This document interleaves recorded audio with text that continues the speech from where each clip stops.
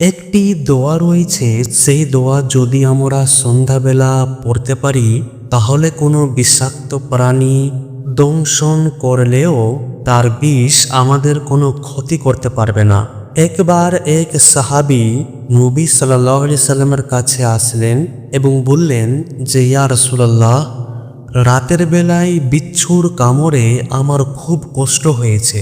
নবী করিম সাল্লাল্লাহু আলাইহি সাল্লাম বললেন, যদি তুমি সন্ধ্যায় এই কালেমাগুলি পড়ে নিতে, আপনারা সবাই বলুন, আউযু বিকালিমাতিল্লাহি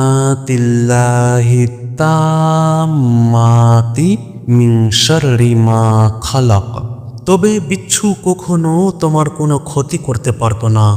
অন্য একটি হাদিসে এই কালেমাকে নবী সাল্লাল্লাহু আলাইহি ওয়াসাল্লাম সন্ধ্যাবেলায় 3 বার পড়তে বলেছেন। এই দোয়া এতই গুরুত্বপূর্ণ যে সুহাইল রাদিয়াল্লাহু আনহু বলেন, আমাদের পরিবারের লোকেরা এই দোয়া মুখস্থ করে রেখেছিল। তারা প্রতি রাতে এই দোয়া পড়ে নিত।